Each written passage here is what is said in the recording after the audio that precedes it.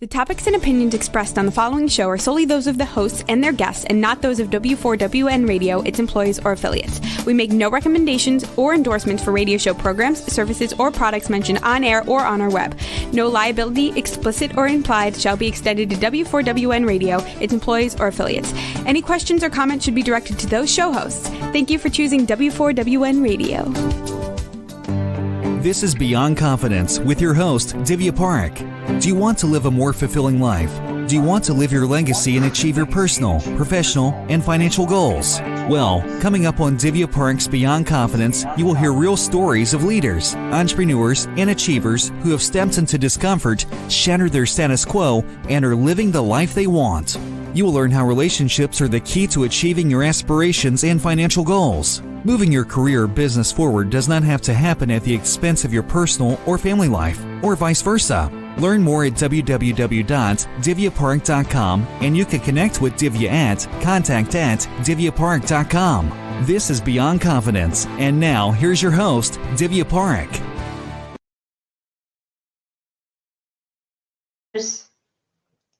Good evening, listeners. Favorite time of the week, Monday evening, time to be with you and have a conversation. So folks, I want to thank you to each and every one of you who have been reaching out to us, letting us know what kind of shows you want, and also thank you for purchasing a copy of my book, because, and you can see it right behind me, Expert to Influencer, which is available on Amazon. And profits from the book are going to entrepreneurs impacted with COVID-19.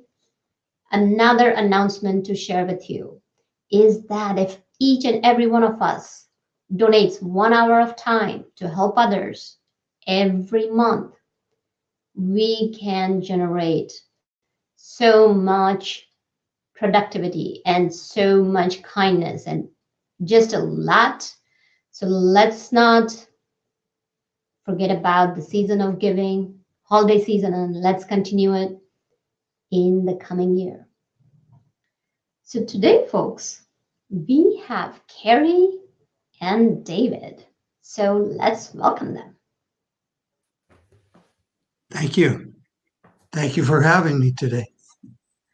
Glad to be here. It's a pleasure to have you both. My name's Dave Durant. Go ahead. I'm sorry. No, it's all right. All right. So Kerri, would you like to introduce yourself? Oh, I'd be delighted. Thank you so much. I am a co-founder of my company that you can see right here. It's Ovation. We're a communication skills training firm. We specialize in professional presence and speaker readiness. So since, though we've always been a virtual company, since March, we've been exclusively training and developing business professionals here in this teeny tiny box. So really our goal is to get people rid of that fear of public speaking, no matter what the stage is, and just get them comfortable to confidently speak their message, whatever that message may be. And that's a little bit about me. Yes, you pivoted. You were already in a good place, and then you pivoted, so it came around really at a good time. So yes, David, yeah, go ahead. Oh, it's funny because a lot of people say, well, what's your pivot? What's your COVID pivot? And my organization, like myself, all the trainers are professional actors. And so really big term in the acting world, especially in the stage world, is restaging. So when a director comes in, looks at a number, and wants the audience to focus on something else going on, they'll restage it. So using the same words, same choreography, but maybe moving things around a little differently. So we really pride ourselves in saying we didn't pivot, we just restaged, a little bit more focus on what people need and still need in the moment. Absolutely. And that's a new word that I've learned today, restaging. Good. Oh, good. All right. Excellent.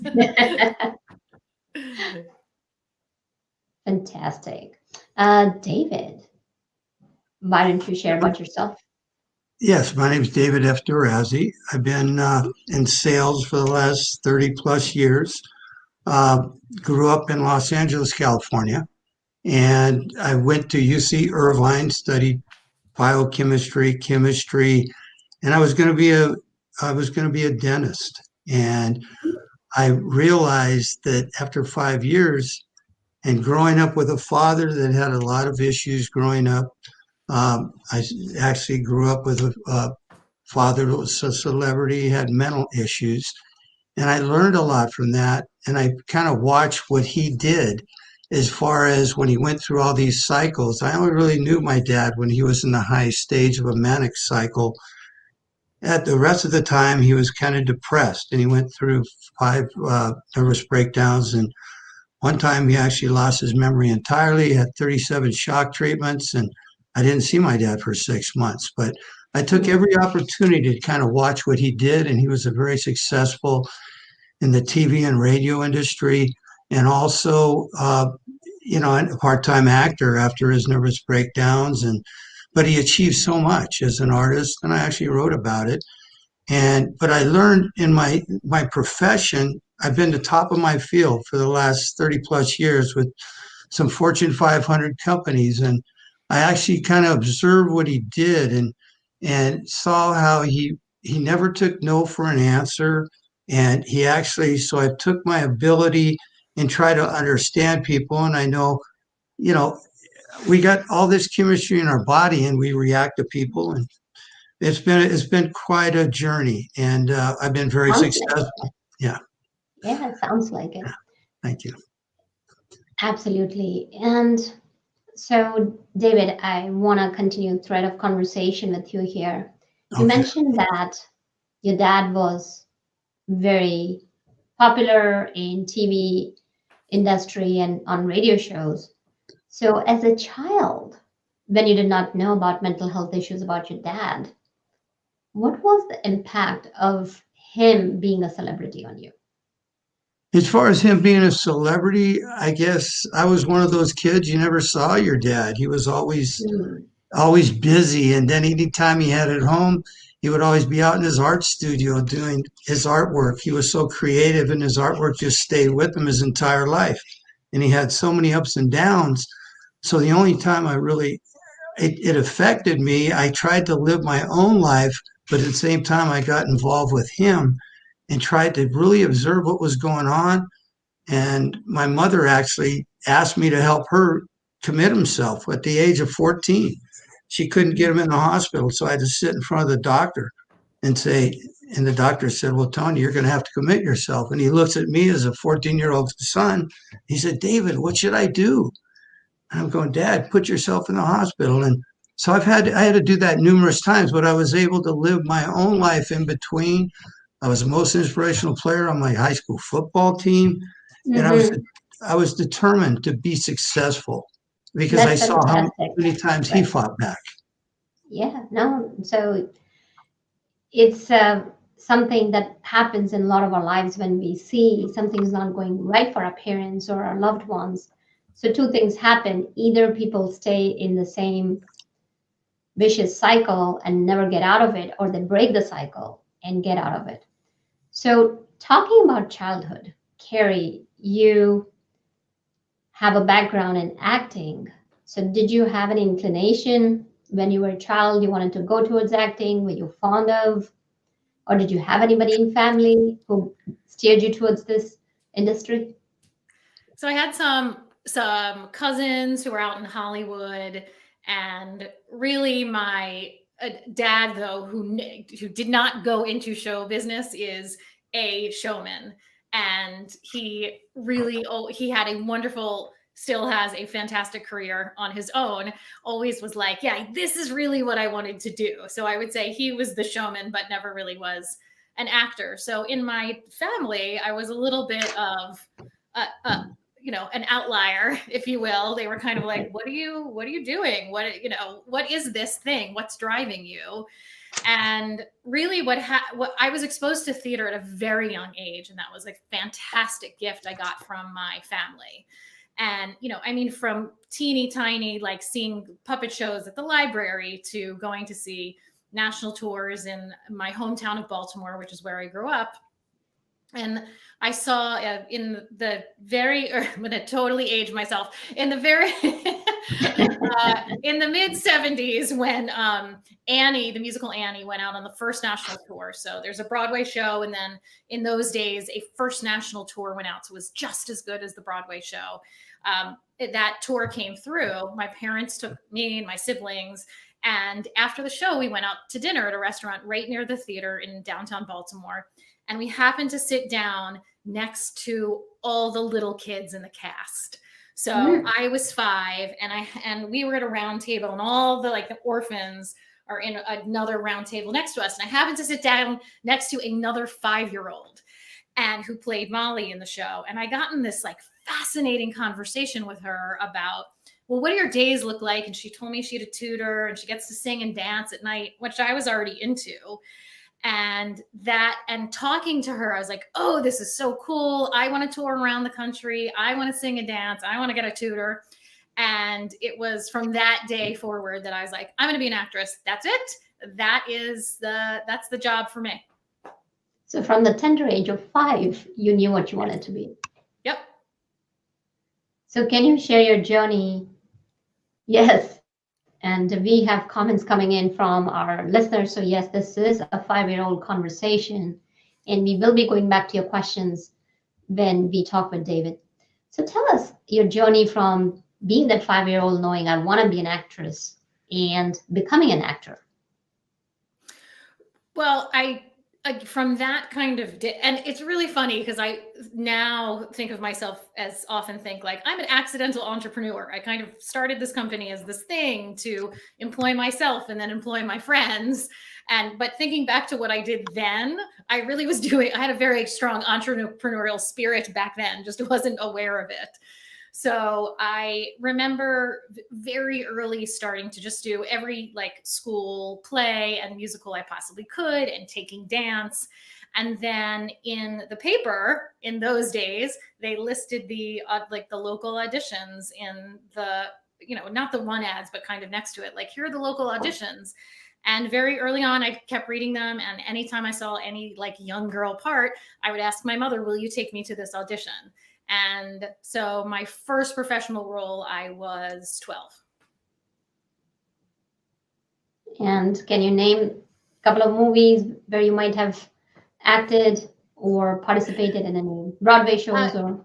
Not so much of movies, but yes, a lot of theater in New York. And I did 3 national tours. So I've done many productions of Evita, as well as Grease when I was a little bit younger, and Singing in the Rain. Most recently, I've gotten to do some really cool plays. I did a one-woman play, was my most recent thing I did. Not much theater's happening right now, unfortunately. So I did a one-woman play, 2 productions of it in Boston, as well out in Colorado, called I Love, I Lost, I Made Spaghetti. Very nice. We'll have to keep it in mind. With vaccines here, I'm positive that things will go back to normal, hopefully in next few months, and everything will pop up. Yes. So one of the things before we get back to David question is, how was industry to you in your childhood, and were your parents on hand during your work? So my parents were very, very much on hand. My father did have his own, fabulous career. So my mother really was the main carpool driver, and would take me to rehearsal, and oftentimes would sit and watch rehearsal. I was a minor, so it wasn't until I got a little older that I was on my own. And it was, I definitely learned a lot. It opened me to a wonderful world of beautiful, diverse humans, of which I hadn't been exposed to before from my little, family and just going to school with other kids. So I think I was lucky in that I was raised with this confidence that I just had. I mean, it wasn't perfect, and I definitely have my moments still, but I think because I was even confident as a little kid enough to get these jobs, enough to beg my mother to take me to auditions, that I've always been very socially aware. So if I felt uncomfortable at all, I would get out of it and go see a trusted adult. Well, some great stories from your childhood.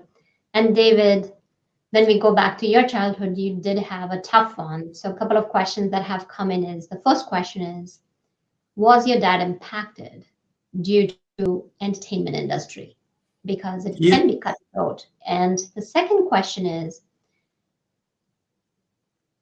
did the issues impact you as a person, and was it hard for your dad to fight back? yeah, I think the industry did impact him because he ran into, his producer director was Bill Goodwin, and he actually was Frank's on the producer of the Frank Sinatra show and Gracie Allen. And, my dad had his own TV show for 5 years. And all of a sudden, he got in an argument with Milton Berle's brother, Phil Berle.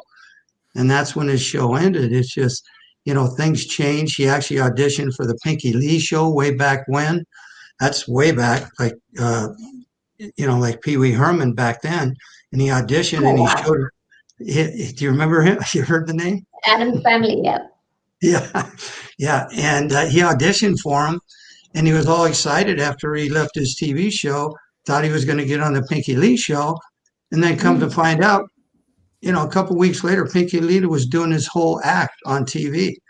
So then, he was ready to get going on TV again, and he got in a big car accident, lost his memory, and then he came back on TV, and he just kept fighting back. He'd never give up.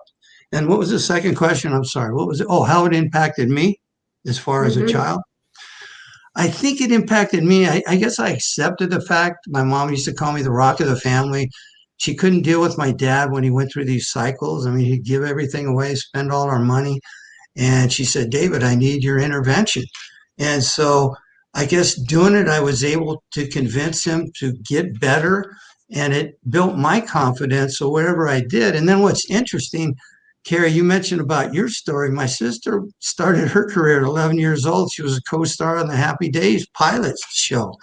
And she was on Banana Split's Adventure Hour, but at 16, she was on the main pilot for the whole TV show. And she went to auditions. It sounds like you're talking about my sister's life. But then at 19, she, she had a mental breakdown, and I ended up being her caretaker up until the age she passed away. I mean, it's kind of like I accepted the fact that I'm going to be a caretaker, either deal with it. A lot of families are in denial that they have something going on in their family, but I took it upon myself. But I was able to have my own career and be successful, and I'm very happy where I'm at. And that's why I've started writing and I'm sharing this story. But you can overcome it. There's a lot of good versus the bad in a family with mental issues and stuff like that. And I got the most out of it, and I got into my dad's life, and everything was positive. Not everything. I mean, see a dad taken away in a straitjacket at 6 years old, kind of scary. But Yeah. at the same time, I got through it all. And I think I mean, I'm always confident. I never take no. And if I try to help people and really help them in any way I can, Mm. that's what That I think. that's wonderful. So, Thank you. David, what was the name of your dad's TV show? It was in Chicago. Well, he had a radio show. It was, Uncle Tony O'Dare, first cartoonist of the year in Chicago when there was no TV. And then he went to Disney and he worked on Snow White, created the Mm. character Dopey. But he was one of the 4 of the 1,000 applicants to be the cartoonist for Snow White and the Seven Dwarfs in 1937.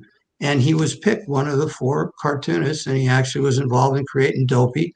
But then he had an opportunity to be on KHJ radio, and he taught kids how to draw on the radio.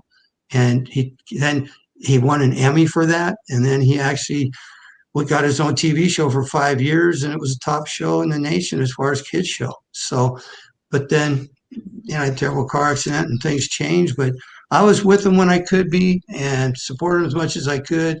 But at the same time, I lived, I was well liked by my peers and played sports and acted in high school, but I didn't pursue it. I had too much going on. I got my degree in chemistry and biology and masters, and then it took me 10 years to find my path. I knew I was good. I Mm-hmm. was in the grocery industry, and then I realized my passion is sales, like my dad.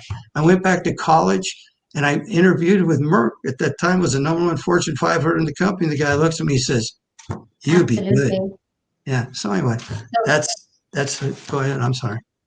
no, go ahead. No, and that's how, and Mhm. that's how it all pivoted to the last 30 years being top of the trade. I was with the company a year, Merck, it was Calgon division. I was #1 in the entire United States. And everybody says, how did you do it? And I guess I look back, I learned and observed everything that my dad did.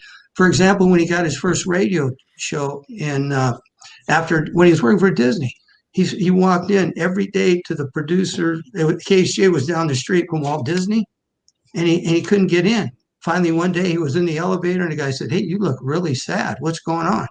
He says, "Well, I'm trying to get in to see the program director, and I got this idea for a TV show." KHJ at that time was one of the #1 Hollywood radio stations.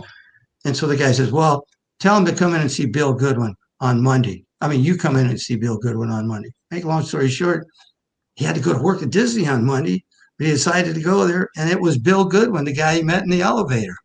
And that was the guy that was in charge of the whole station that went on to be one of the top Mhm. producers in Hollywood. That's how he got in. So I learned Fantastic. persistence from my dad. Yeah. So I make life fun. Let's put it that way. I mean, it's like I try to be Well, happy and make other people happy. right. Yeah. Sounds like you found your path, and Yeah. our listeners want to know your dad's name. Uncle Tony O'Dare, first cartoonist of the year. And he had his own TV show for 5 years, and it's Tony DeRazzi. And then he actually won in the World's Fair in Chicago in 1933. It's compared to Michelangelo before this career took place. So that's the name he went by on his artwork, Antonio DeRazzi. Mhm. Yeah. Nice. So, Kerri, as you moved along touring, and you have had a spectacular career as well. And now what's happening is that artists are suffering because of COVID-19. Things have been shut down, and I've seen so many different artists coming up with creative ways. So, what would you tell our artists today? Because to me, art is so important to have that art in our lives, and especially in our kids' lives. It adds so much to our lives.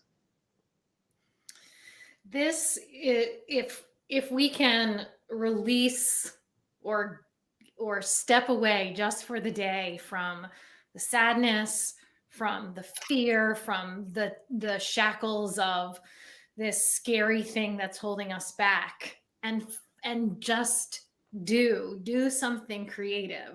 I have seen some of the most fantastic, impressive creative work from my personal friends, not to mention the millions of artists out there, that I have been blown away. And one of the gifts that I keep mentioning to my team, I have 20 working actors who aren't there. Some of them are back to work now, which is nice.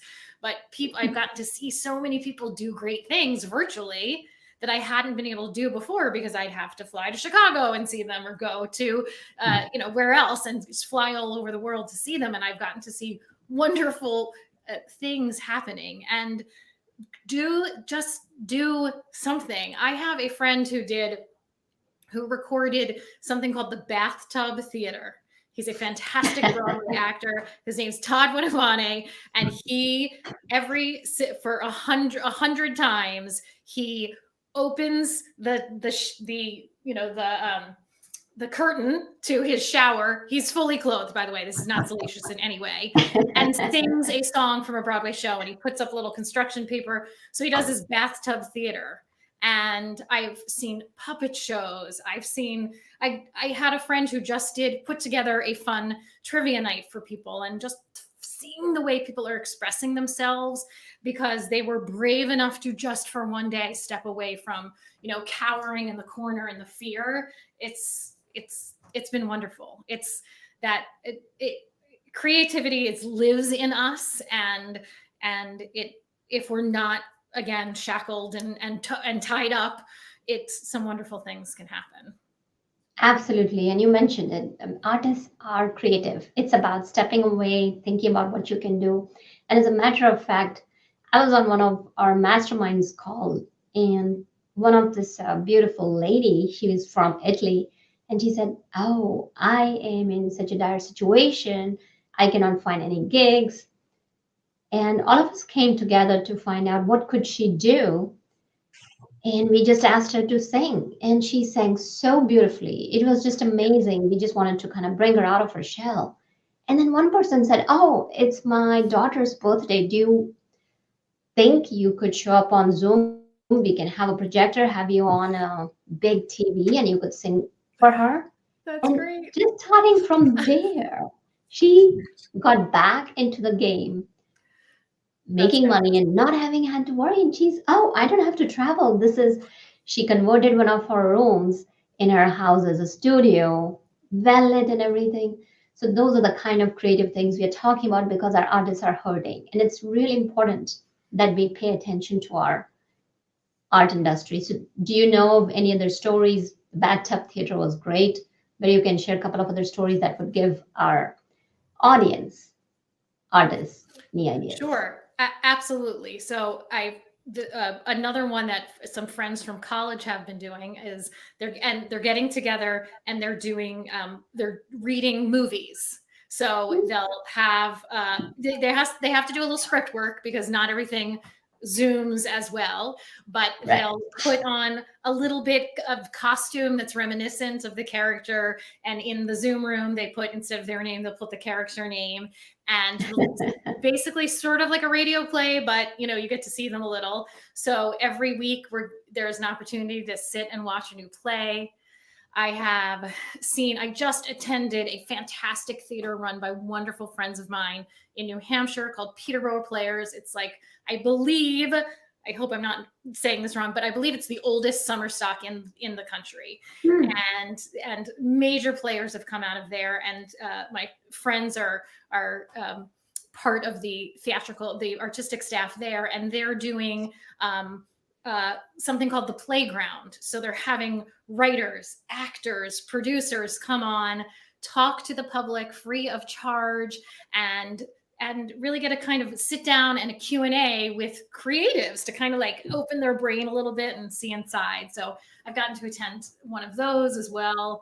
So it's really nice to see what people are doing. I've seen full-blown musicals that they did CGI, I guess. So people are recording in silos and somebody else is mixing them together. I've heard fantastic choirs sing and nobody's in the same room. I mean, it's amidst all the terrible things that have happened, it's really wonderful to see some beauty. Absolutely. And it's about bringing hope and positivity back, because I gotta say, our country is very strong and very resilient. If we could come back from so many events that have happened, and I don't want to go into that, I'm positive we can come back from this. And listening to stories like these helps so much. So let's say if there are artists, or even if there are folks who are getting on Zoom, can you share as to how can they be present and any tips that you have for them?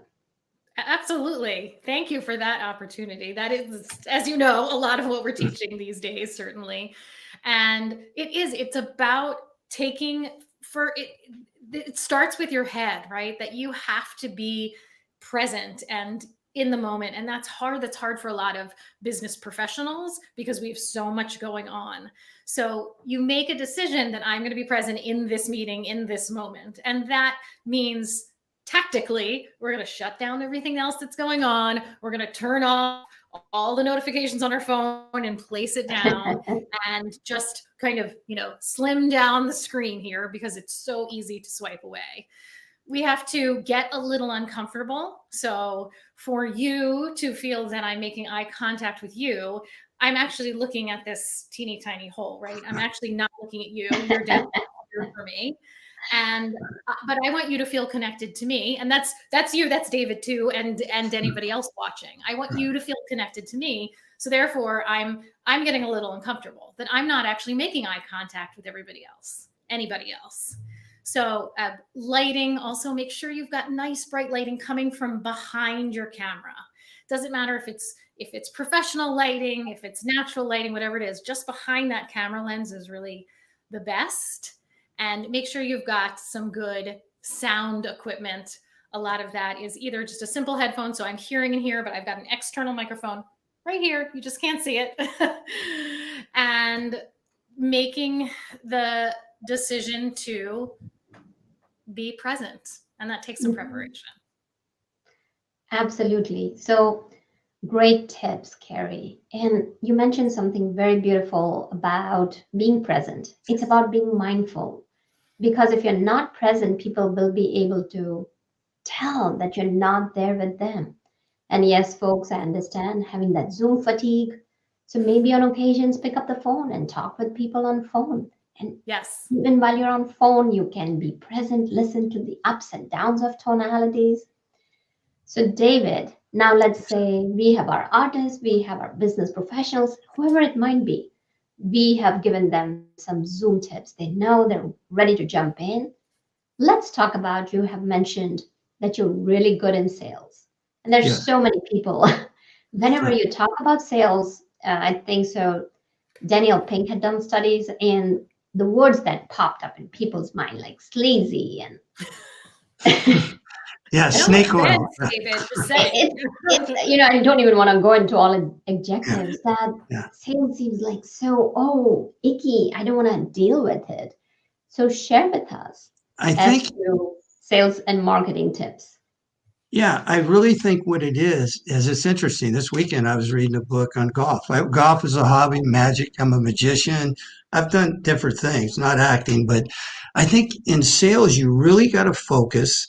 And it's interesting. I've studied the mind, and I've studied inner mind, inner thoughts. I've done acupuncture, and sometimes I could actually get into like when I'm doing a sale, if you're really focused. And it's interesting, Kerri, how you said you live for the moment. When I'm making a sale and I'm in a room, I don't let any distractions come in, and I really listen to what people are saying.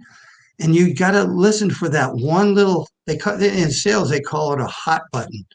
There's something that they're going to say, and you're going to go, and then you just let them talk.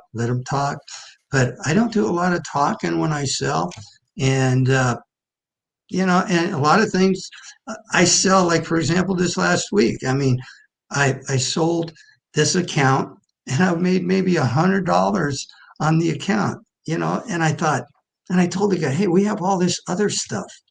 Make a long story short, he calls me a few days later and he says, Dave, the way you handled that, I really liked it. He says, can you give me a price on citric acid? I'm going to make $1,000 a month on selling them citric acid. It's kind of like you really got to hear people. I'm sure, actors probably have to be focused all the time. I feel like I wrote an article one time, the art of the painting a successful salesman. I actually gave the speech at a sales meeting in 1987 when I worked for Merck. You got to paint the picture. It's like, take your time, and they always say it's corny to look at the background, but hey, if it's time, if the guy likes baseball or whatever, you could do that. But bottom line, there's got to be something that even though they say everything is okay, it's not. It really isn't. Yeah. So I would say listen, and follow up is the key thing. It's interesting.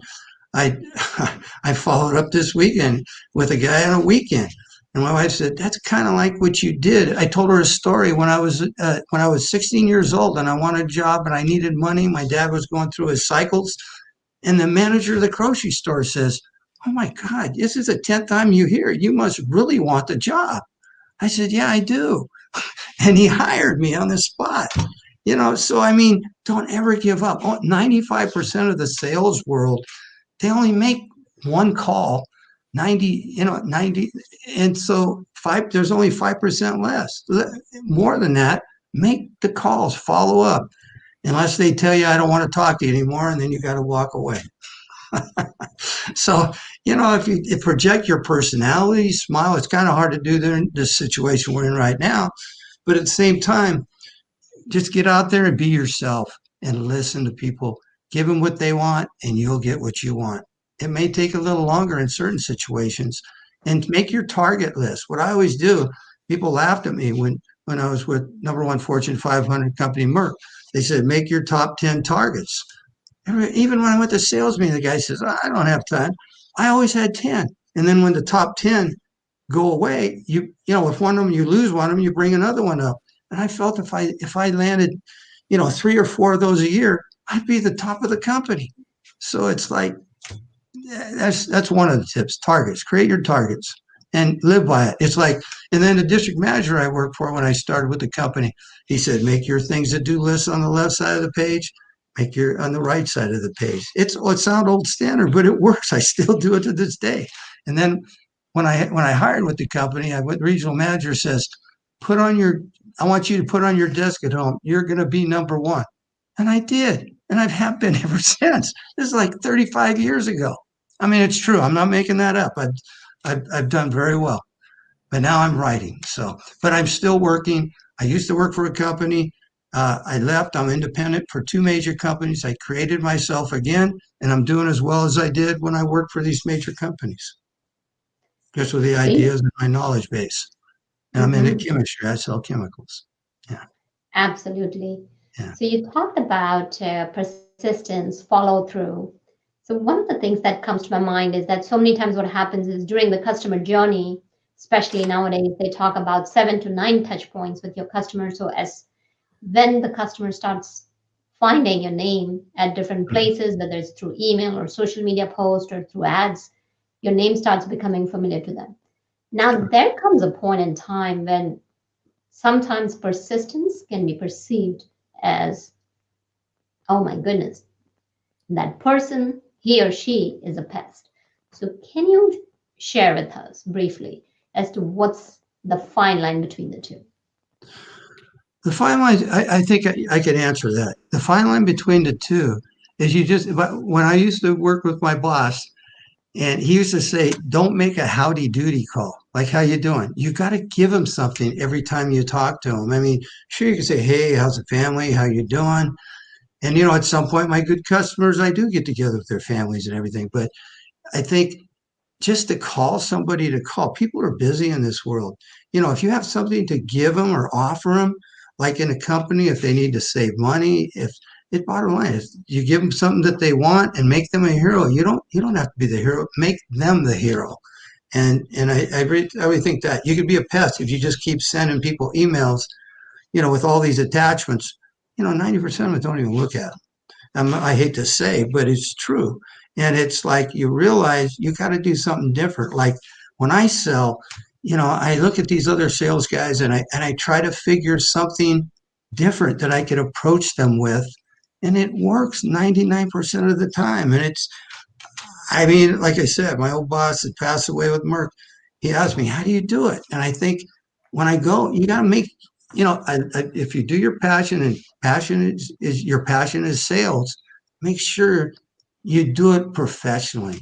And professionally is give them something new when you talk to them. And then after the fact, say, hey, how's things going? How's your family? Or what'd you think of that last score? I read the paper every day. A lot of people don't even read. I mean, a lot of people look at it on the internet, and I look at some of that too, but I read that. I'm an old school. I read the paper every day, and people say, man, how did you know that? Man, you're brilliant. Thank you for sharing that with me. Expanding your horizons, definitely. Yeah, good point. Exactly. I hope that answers. So you talked about, both you, David, and Kerri have mentioned about living for the moment. So Kerri, you talked about you have actors in your family. So can you share with us what are they doing and how are they supporting others? So in my family, actors are some remote cousins. They're retired now. The everybody who works for my company, it's over here, is they're all professional actors, and so they are definitely my family, my friend. I mean, I've been doing this since I was a kid, so everybody is. This is a scary time, and it is, as I see a lot of people, posting on social, hey, so and so's looking for a job, or we need this, or have you thought about this? And I mean, it was one of the reasons I wanted to create a company versus just me working and doing this kind of work with business professionals was, let me find an opportunity where I can employ my friends between their gigs. How can I empower actors to thrive while also helping the business world? So I really have a twofold mission to Ovation. And it is, and just a personal philosophy of mine is that if you can be a connector or you can be a giver, those gifts will come back to you at some point. It may not be directly, it may not be from that person that you helped, but being able to help, give back, connect, whatever it is. I mean, I loved what you talked about right at the top of the show, that if everybody just gave $1, those messages are really powerful, especially these days.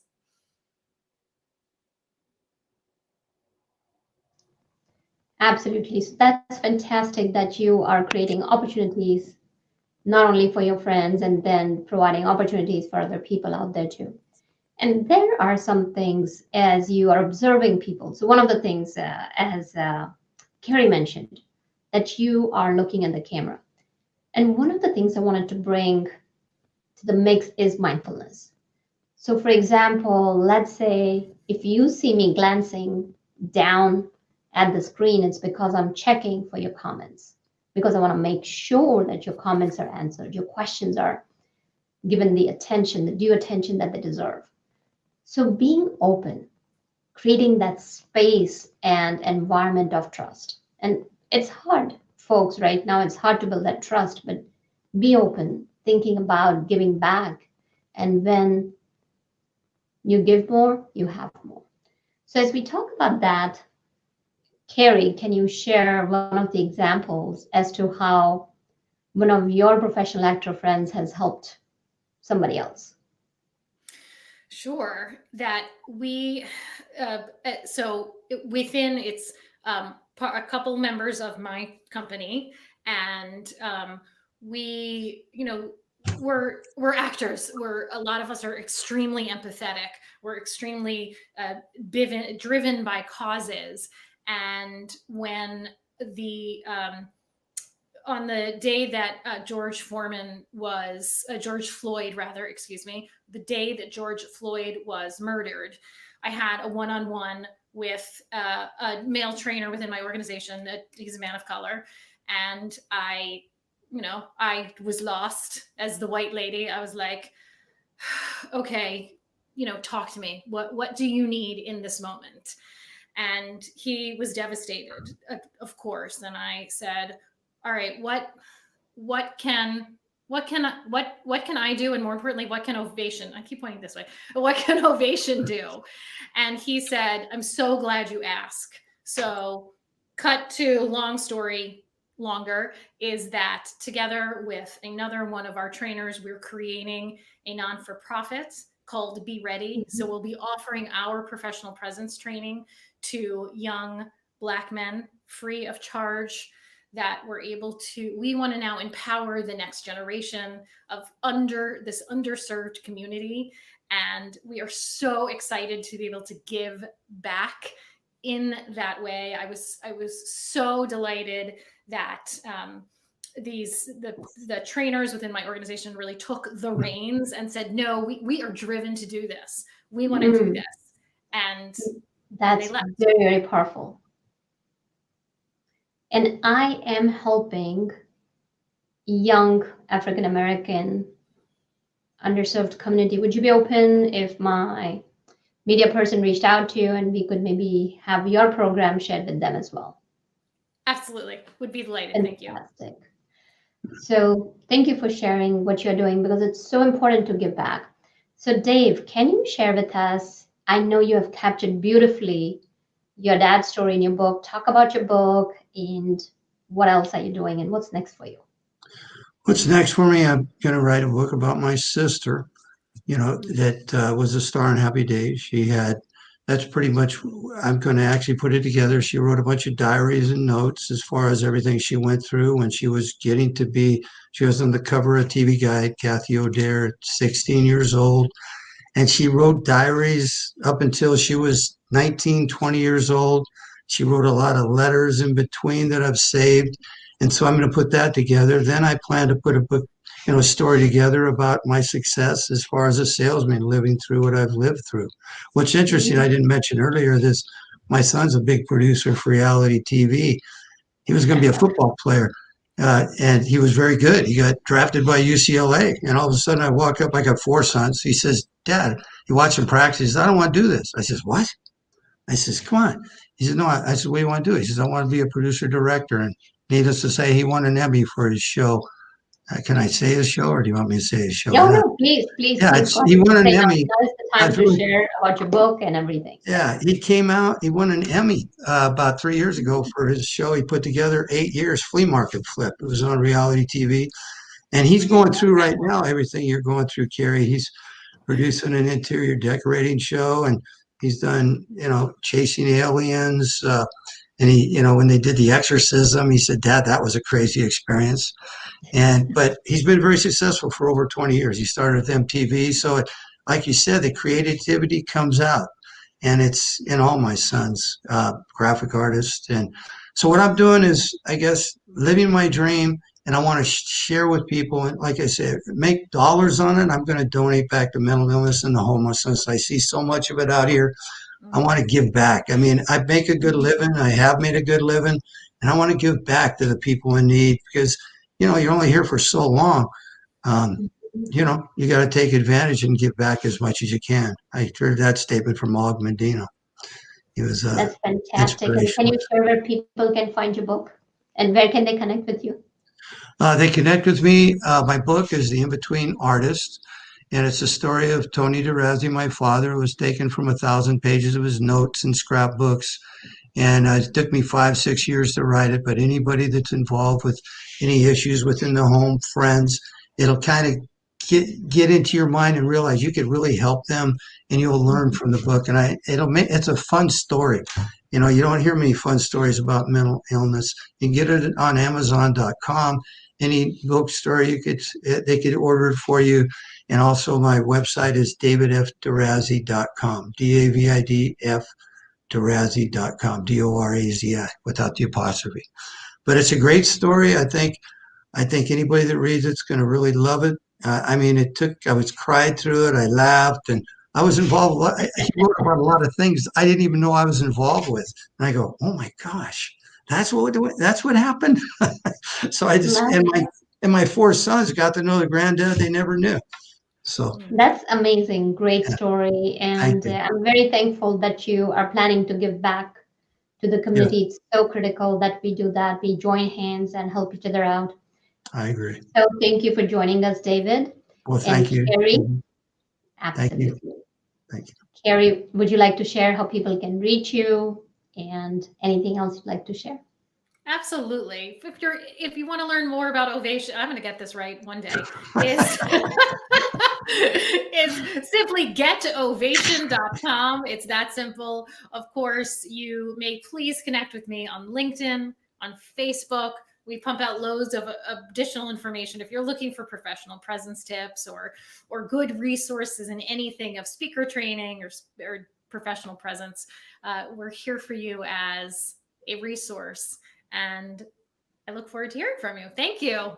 Okay. Thank you. Fantastic. Thank you, Kerri, and thank you, David, for joining us. And audience, thank you again for a lot of great questions. And I am seeing some questions out there. We are nearing at the end of our show.